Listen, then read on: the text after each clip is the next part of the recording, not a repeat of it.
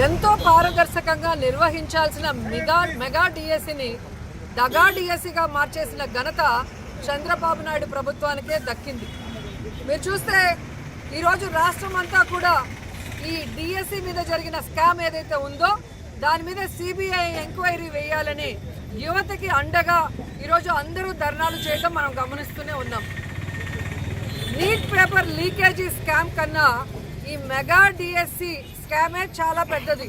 దీంట్లో జరిగిన అక్రమాలే చాలా ఎక్కువగా ఉన్నాయి. కాబట్టి ఎలాగైతే కేంద్ర మంత్రి గారు నైతిక బాధ్యత వహించి నీట్ పేపర్ లీకేజీకి రాజీనామా చేశారో అలాగే రాష్ట్రంలో మెగా డిఎస్సి లీకేజ్కి అలాగే 420 జీవోలు ఇచ్చి అర్హత లేని వాళ్ళకి ఉద్యోగాల్ని అంటగట్టి అక్రమాలు చేసినందుకు నైతిక బాధ్యత వహించి లోకేష్ కూడా రాజీనామా చేయాలని డిమాండ్ చేస్తున్నాం. మీరు చూస్తే నీట్ పేపర్లో లీకేజ్ జరిగిన వెంటనే యువత దాని మీద ఉద్యమం చేస్తే మళ్ళీ ఎగ్జామ్ పెట్టడం జరిగింది. ఆ పేపర్ లీకేజ్కి కారణమైన కొంతమందిని అరెస్ట్ చేయడం జరిగింది. అలాగే మీరు చూస్తే యాంటీ లీకేజ్ ఏదైతే ఉందో యాంటీ పేపర్ లీక్ బిల్లు కూడా తీసుకురావడం జరిగింది. ఇవన్నీ చేసిన తర్వాత కూడా ఆ పేపర్ లీకేజ్ బాధ్యత తీసుకుంటూ కేంద్ర విద్యాశాఖ మంత్రి ధర్మేంద్ర ప్రధాన్ గారు రాజీనామా చేయటం కూడా జరిగింది. మరి ఈరోజు జంజీలు యువత విద్యార్థి కోరుకునేది జవాబుదారీతనం. ఆ జవాబుదారీతనాన్ని కేంద్ర ప్రభుత్వం చూపించినప్పుడు రాష్ట్రంలో అంతకు మించిన స్కాము ఈ మెగా డిఎస్సిలో జరిగినప్పుడు ఎందుకు చంద్రబాబు నాయుడు జవాబుదారీతనంతో తన కొడుకుతో రాజీనామా చేయించలేదని నేను అడుగుతున్నా. ఈరోజు మీ పార్టీలో ఉన్న మంత్రులతో మాటలు కూడా సరిగ్గా మాట్లాడటం చేత కానీ చెత్త వాళ్ళతో ఈరోజు తిట్టించడానికి లేదా మీ పార్టీలో ఉన్న రౌడీలతో ప్రశాంతంగా రాష్ట్ర వ్యాప్తంగా జరుగుతున్న రిలే నిరాహార దీక్షల మీద దాడులు చేయడానికి ఉపయోగిస్తున్నారు. కానీ తప్పు చేసిన నీ కొడుకుని రాజీనామా చేయించి ఈరోజు అర్హులైన వాళ్ళకి ఉద్యోగాలు ఇవ్వాల్సిన బాధ్యత ఉన్న చంద్రబాబు నాయుడు కానీ పవన్ కళ్యాణ్ ఎందుకు స్పందించడం లేదని నేను అడుగుతున్నాను. ఈరోజు జగన్మోహన్ రెడ్డి గారు ఈ మెగా డిఎస్సిలో స్కామ్ జరిగింది, అది ఎలా జరిగిందో ప్రెస్ మీట్ పెట్టి చక్కగా వివరించడం జరిగింది. కానీ 2 నెలల వరకు దానికి సమాధానం చెప్పడానికి ధైర్యం లేని లోకేష్ ఈరోజు రాష్ట్ర వ్యాప్తంగా ధర్నాలు జరుగుతుంటే దమ్ముంటే రాజ్ జగన్ అంటారు. జగన్మోహన్ రెడ్డి గారి దమ్ము గురించి మీ నాన్న అడిగితే తెలుస్తుంది. ఊరికే మైకులు ఉన్నాయి కదా, పచ్చ ఛానళ్ళు ఉన్నాయి కదా అని మాట్లాడటం కాదు. ఈరోజు జగన్మోహన్ రెడ్డి గారు పెట్టిన ప్రెస్ మీట్లో ఎక్కడెక్కడ స్కామ్ జరిగింది, ఎలా జరిగింది, ఏ విధంగా డిఎస్సి మీద నమ్మకాలు పెట్టుకుని అర్హులైన వాళ్ళు ఎలా మోసపోయారో చెప్పినప్పుడు ఎందుకు నువ్వు దానికి ఆన్సర్ ఇవ్వట్లేదు? విద్యాశాఖ మంత్రిగా నీ బాధ్యత కాదా? ఈరోజు ఎవరితో అఫీషియల్స్తో మీటింగ్ పెట్టాము, వాళ్ళు చెబుతున్నా కూడా మీరు వినట్లేదు అంటే అఫీషియల్స్ ఏం చెప్తున్నారు? జీవో ప్రకారం మేము చేసామంటున్నారు. ఆ జీవోలే మీరు ఈ ఉద్యోగాల్లో అక్రమాలు చేయడానికి ఇచ్చిన 420 జీవోలు అని చెప్పడం జరుగుతుంది. ఇదిగో మీరు ఇచ్చిన జీవోలు. ఎప్పుడూ కూడా ఒక ఉద్యోగాన్ని రిక్రూట్ చేయాలంటే దాన్ని ఏ విధంగా ఎగ్జామ్స్ పెట్టాలి, దాంట్లో ఏ విధంగా ఒకవేళ స్పోర్ట్స్ కోటాలో ఇస్తే ఏ బేసిక్లో ఇవ్వాలో, ఏ విధంగా ఇవ్వాలో దానికి రూల్స్ అండ్ రెగ్యులేషన్స్ ఉన్నాయి కదా. వాటిని అన్నింటినీ తుంగలో దొక్కి ఈరోజు GO number 4 and GO number 47 ఈ 420 జీవోలు మీరు తీసుకొచ్చారు. దేనికి? ఈ మెగా డిఎస్సిలో అక్రమాలు చేసుకొని కోట్లాది రూపాయలు దోచుకొని అనర్హులైన వాళ్ళకి ఉద్యోగాలు ఇవ్వటానికి. ఒకటి, స్పోర్ట్స్ డిపార్ట్మెంట్ నుంచి 3% అంటే 2% స్పోర్ట్స్ కోటాలు ఇవ్వాలి, 3%కి పెంచారు. సో సంతోషమే 3% పెంచడం, కానీ న్యాయబద్ధంగా ఇచ్చారా? లేదు. మీరు ఇచ్చిన జీవో నెంబర్ 47లో క్లియర్గా ఉంది. దీంట్లో ఏముంది? Without the requirement of competitive ఎగ్జామ్సే లేకుండా ఉద్యోగాలు ఇచ్చే కార్యక్రమానికి ఏ department, police, excise and forest departments కానీ ఒక జీవోని ఇచ్చారు. ఎక్కడైనా కాంపిటేటివ్ ఎగ్జామ్స్ లేకుండా ఉద్యోగాలు ఏ విధంగా ఇస్తారు? వాళ్ళ సర్టిఫికేట్స్ ఒరిజినల్ లేకుండా ఎలా ఇస్తారో ఒకసారి చెప్పండి. స్పోర్ట్స్ కోటాలో ఇచ్చేటప్పుడు ఫేక్ స్పోర్ట్స్ సర్టిఫికేట్స్ని క్రియేట్ చేశారు. అవన్నీ బయటకు వచ్చాయి. ప్యాక్ ఆట ఆడే వాళ్ళకి, దాయాలు ఆడే వాళ్ళకి, వానాగుంతలు ఆడే వాళ్ళకి సర్టిఫికేట్లు ఇచ్చి ఈ రాష్ట్రం కోసం, దేశం కోసం మెడల్స్ తెచ్చే వాళ్ళకి మీరు ఉద్యోగాలు ఇవ్వలేదంటే మీరెంత దగా చేశారు ఈ డిఎస్సి ఎగ్జామ్ పేరుతో అనేది అందరికీ కనిపిస్తుంది. పోనీ మీరు ఇచ్చిన జీవోలు నిజమైన జీవోలు, ఇది రాష్ట్ర యువతకి పనికొస్తాయని నమ్మకం మీకుంటే ఎందుకు ఈరోజు అవి క్యాన్సిల్ చేస్తూ మళ్ళీ జీవో ఇచ్చారు? అంటే 3% జీవో ఇచ్చి దాంట్లో ఎగ్జామ్ లేకుండా రిక్రూట్ చేయొచ్చని జీవో ఇచ్చి మీరు కోట్లాది రూపాయలు స్కామ్ చేసి ఉద్యోగాలు మీకు కావాల్సిన అనర్హులకు ఇచ్చుకున్న తర్వాత ఈరోజు ఆ జీవోలు క్యాన్సిల్ చేస్తూ జీవో నెంబర్ 56 తీసుకొచ్చారు. దీంట్లో ఏమిచ్చారు?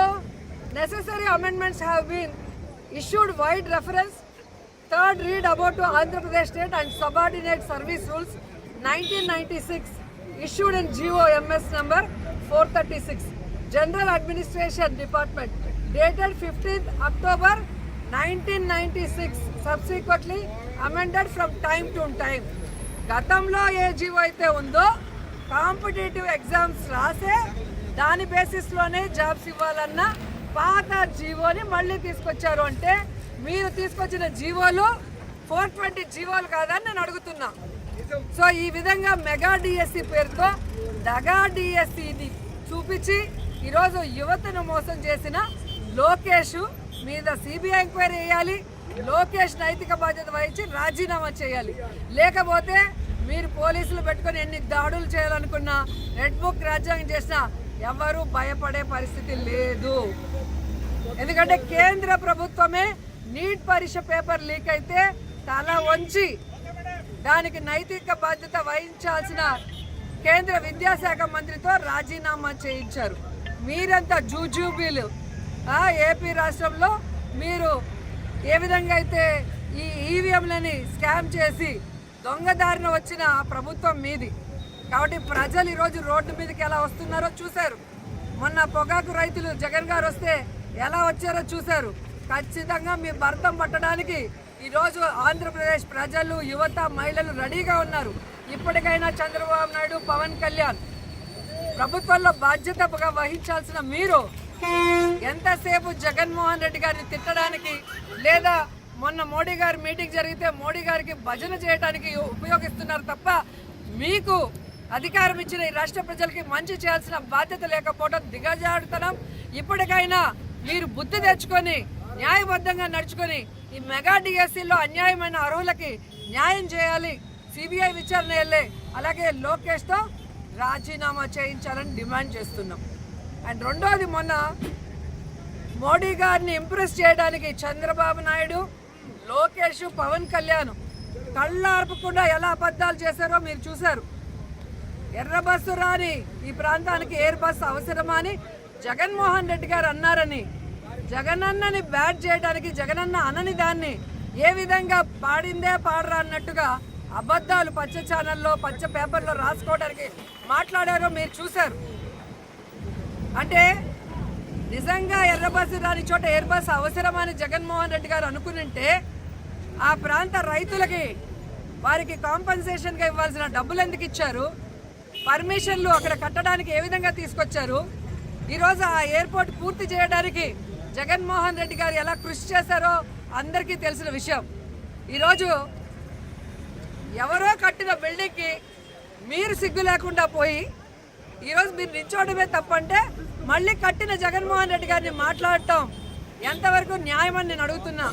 నాకు ఇంత సర్వీస్ ఉంది, నేను అంత ఢిల్లీలో చక్రం తిప్పుతాననే చంద్రబాబు నాయుడు మరి భోగాపురంలో ఎప్పుడో నువ్వు రాయేస్తానని ఒక రాయిని చూపిస్తున్నావు. అది ఎక్కడుంది? మరి ఆ రాయి వేసినప్పుడే నెల్లూరులో ఒక రాయి వేసావు, కుప్పంలో ఒక రాయి వేసావు. మరి అవి ఎందుకు ఎయిర్పోర్ట్లుగా మారలేదు అని నేను అడుగుతున్నా. మరి 45 ఏళ్ళు 50 ఏళ్ళ సర్వీస్ ఉందని చెప్పుకునే నీకు నిన్ను ముఖ్యమంత్రిగా 4 సార్లు అయ్యే అవకాశం ఇచ్చినందుకు కుప్పంలో టెంకాయ కొట్టిన ఆ ఎయిర్పోర్ట్ ఎందుకు ఇంకా కట్టలేకపోతున్నావు? ఆ కుప్పంకి నువ్వు నీళ్లు కూడా ఎందుకు ఇవ్వలేకపోతున్నావు అని నేను ప్రశ్నిస్తున్నా. కాబట్టి ఇంకా ఈ జెన్జీల కాలంలో కూడా పాత కాలంలో లాగా నువ్వు అబద్ధాలు చెప్తే సోషల్ మీడియాలో ఇమీడియట్గా ఏది నిజం ఏది అబద్ధం అని అందరికీ తెలిసిపోయే పరిస్థితి.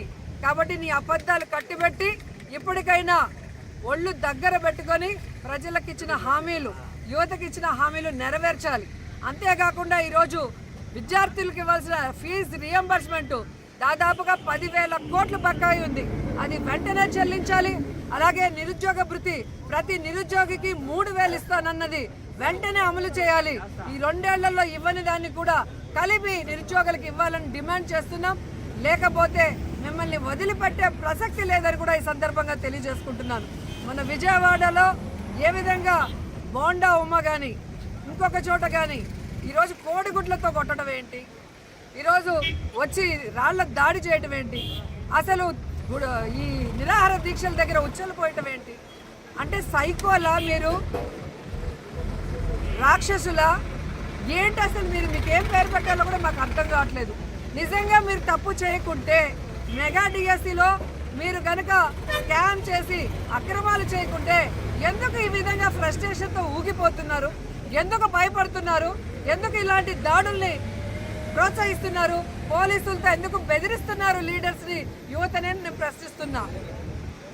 కాబట్టి మోడీ గారికి చేతులెత్తి నమస్కరిస్తున్నా.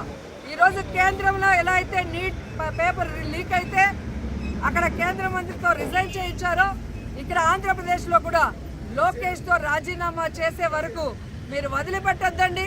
అలాగే ఎవరైతే డిఎస్సిలో అర్హులైన వాళ్ళు అన్యాయం అయ్యారో వాళ్ళకి న్యాయం జరిగేంత వరకు మోడీ గారు దీంట్లో దృష్టి సారించాలని మనస్ఫూర్తిగా ఆయన వేడుకుంటున్నాం.